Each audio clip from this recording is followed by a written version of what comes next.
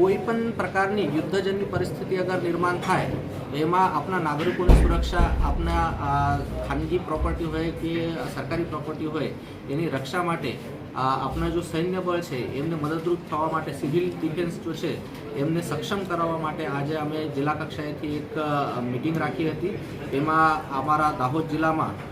मतलब अहींयाथी जिल्ला विकास अधिकारी श्री, पोलीस अधीक्षक श्री અને સાથે સાથે અમારા બધા પદાધિકારી મિત્રો પણ જોડાયા હતા। તાલુકા કક્ષાએથી પણ અધિકારીઓ અને પદાધિકારીઓ જોડાયા હતા અને એમાં 18 વર્ષથી ઉપરના જેટલા પણ વોલન્ટિયર્સ છે એમને સિવિલ ડિફેન્સમાં જોડાવા માટે અમે કેમ્પ કરવા માટે જઈ રહ્યા છે। એની સાથે સાથે જ બ્લડ રક્તદાન જો છે એના કેમ્પ પણ આયોજિત કરવા માટે જઈ રહ્યા છે અને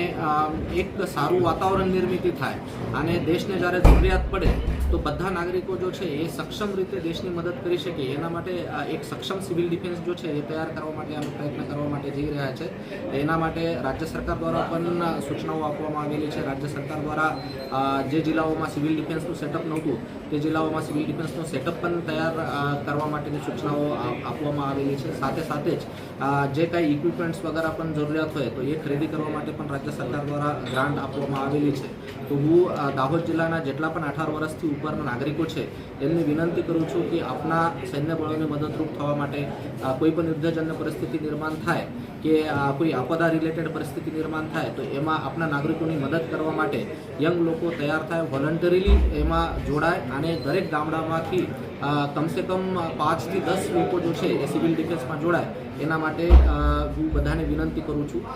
તાલુકા કક્ષાનું તંત્ર છે, જિલ્લા કક્ષાનું તંત્ર છે, આપને એમાં મદદરૂપ થશે અને દરેક ગામડામાંથી જે લોકો બ્લડ ડોનેશન વગેરે કરી શકતા હોય તો એમની લિસ્ટ વગેરે તૈયાર કરવા માટેનો પણ આપણને પ્રયત્ન કરવાના છે તાકી ક્યારે પણ કોઈ